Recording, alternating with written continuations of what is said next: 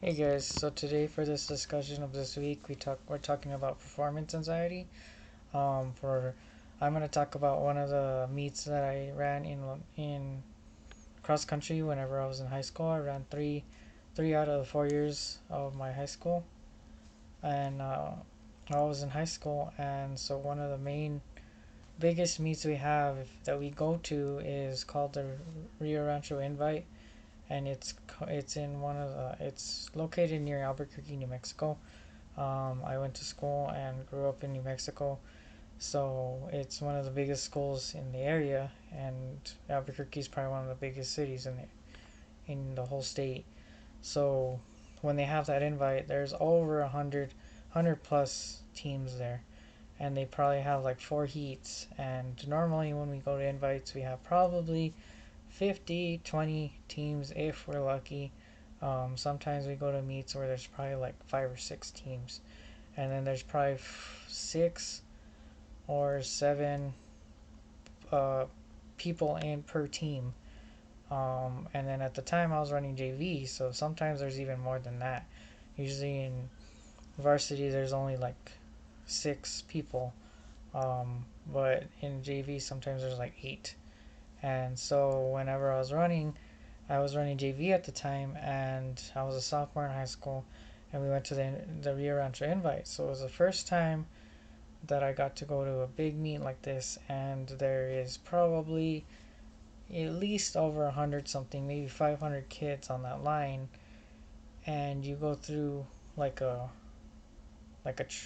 narrow cone effect where you're in a long like 50-yard um, line or bigger, like a football field length line starting out, and you're going to this tiny little narrow spot to kind of guide you guys' way through, and you are with so many people. There probably is over 1,000 people maybe, um, and so at least if there's not, at least it makes you feel that way. So that was one of the times, like starting on that starting line was one of the most stressful times that I had when I was first starting out running. And so that was the first time running with that many people, and what was going through my mind was just stick with my team. I know how they run. Stick with other people that I ran against, that I know how they run, and just work my way through. Try to get through a narrow spot where I won't fall, and I'm in a good position. And then my main goal was to get a place in the double digits. I knew I wasn't good enough at the time to get in the top 10, but I was hoping to at least get in the double digits and just work my way through. So you really have your heart pumping and your adrenaline going whenever you start on that starting line, and you don't want to fall. I did have one friend that did fall, and he got pretty hurt, and then so you just keep you what helped me was to keep my team up and be the strong one to step up and lead my team to through that big meet, because most of us were new at the time. It was our first year running, and